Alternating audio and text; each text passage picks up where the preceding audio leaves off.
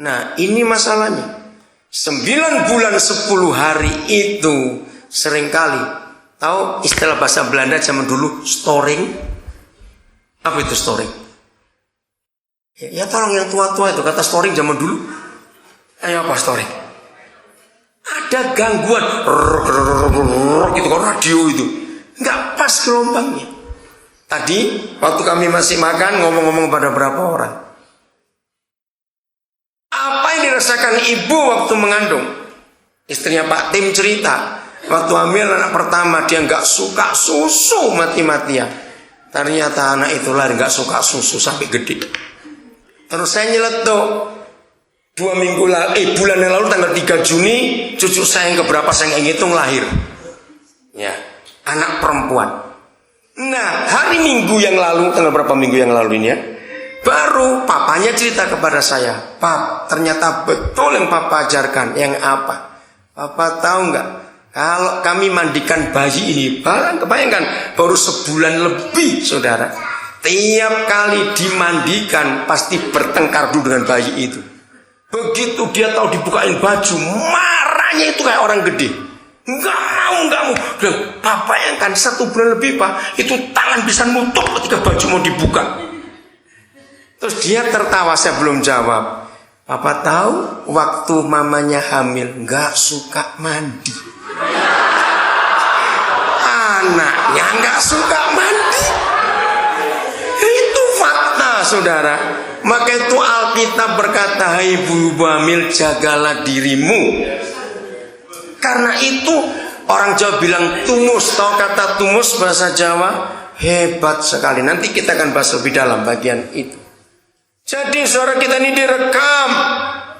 Maka itu kalau kita direkam, jangan setiap kandungan jaga baik-baik. Karena papa yang memilihkan pribadinya ke anak-anak dalam kandungan, termasuk bangsa apa saja yang bukan Kristen sekalipun. Jadi kalau saya ngambil anak-anak itu nggak cuma yang Kristen loh, saudara. Pokoknya orang, bukan anak kucing, dah itu saja. Pokoknya anak orang. Saya nggak lihat agamanya, warna kulitnya, bentuk rambutnya, tidak. Pokoknya orang. Ayat 16. Ini lebih dahsyat lagi. Saya kagum. Matamu melihat selagi aku bakal anak. Mata papa tertuju kepada setiap bayi di dunia ini. Maka itu mengapa Tuhan benci aborsi? Karena kejam pembunuh itu. Matamu melihat selagi aku bakal anak. Dan dalam kitabmu semuanya tertulis hari-hari yang akan dibentuk sebelum ada satupun daripadanya. Tolong bukakan Yakobus 1:17 supaya cepat ya. Saya mau bacakan. Lihat ayat ini dulu ya. Lihat ayat ini. Jadi begini saudara, semua manusia, dengar ya, semua manusia. Maka itu kenapa saya punya iman. Makin rusak seseorang, saya makin suka untuk bergaul dan berkumpul. Karena saya membuktikan ayat ini bisa dipercaya. Jadi begini, setiap manusia di dunia, entah dia anaknya perampok, anaknya pelacur, anaknya pemerkosa, anaknya pembunuh, pokoknya bayi. Baca lagi ayat 16. Papa di surga, Yahweh yang kekal, itu sudah buat buku harian untuk setiap manusia sebelum kita ada satu hari pun dari hidup kita. Katakan amin. Bayangkan saudara, buku harian itu harus dibuat kalau harinya itu sudah lewat. Kalau kita buat buku harian sebelum ada harinya, itu namanya ngarang. Loh, betul nggak? Itu mengarang namanya. Tapi Papa tidak mengarang. Ini kata destiny. Oh, ini lebih hebat lagi. Saudara cari kata destiny itu pertama kali muncul itu di Alkitab. Di dunia ini tidak ada seorang tokoh pun yang pernah mengatakan kata destiny. Jadi literatur tertua yang pernah ditemukan oleh manusia ada kata destiny. Nah sayang dalam Kamus Besar Bahasa Indonesia terjemahannya nasib. Bukan, salah. Terjemahan destiny yang betul adalah akhir dari kehidupan orang itu. Itulah destiny. Nah ayat 17 belum di mana kok hilang. Yakobus 1:17 ini yang menjamin kita bahwa yang berada berasal dari Papa di surga itu hanya setiap pemberian yang baik dan setiap anugerah yang sempurna. Katakan amin. Cuma itu. Berarti melalui Yakobus 1:17, buku harian yang Papa tulis untuk kita harus yang terbaik dan pasti terbaik. Saya ringkas cerita saja. Ya, saya ringkas. Kenapa ketika Tuhan suruh saya pindah ke Papua saya begitu gampang?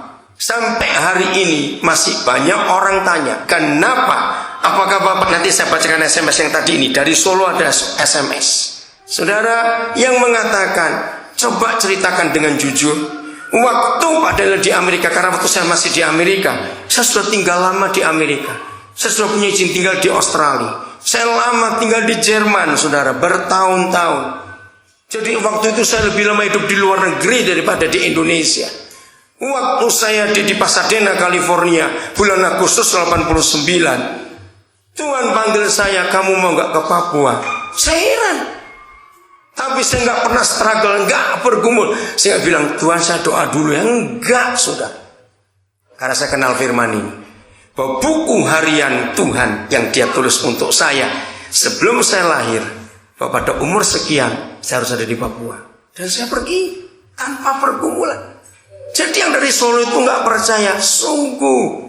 Nah saya bilang, kalau besok dia sempat hadir, dia akan hadir ke sini. Tapi dia nggak janji. Ya udah, karena dia ada urusan. Kenapa Efesus 5:17 mengatakan, usahakanlah supaya kamu mengerti kehendak Tuhan. Jangan kamu bodoh. Kenapa ada ayat Efesus 5:17? Catat saudara, itu penting.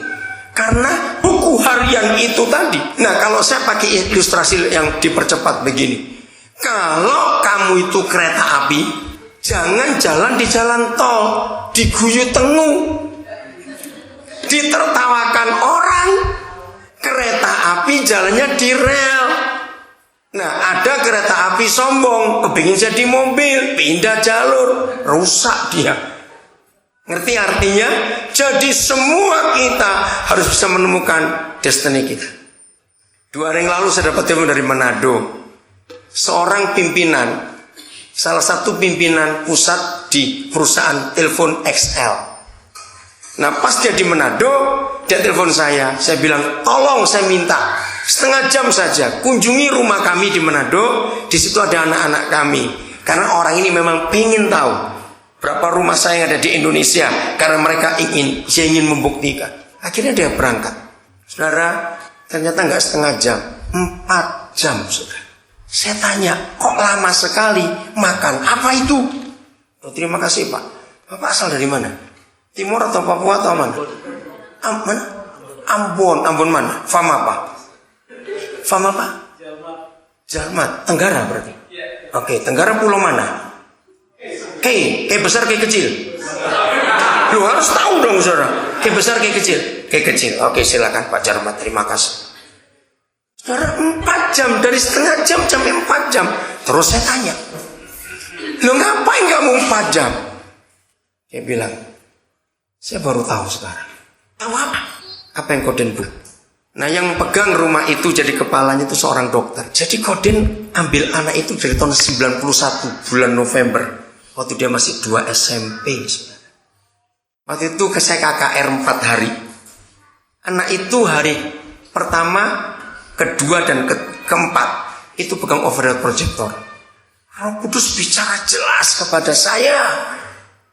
Oke, saya ambil anak itu. Saudara, saya ingat waktu itu dari dia SMP kelas 2 sampai kelas 3 SMA.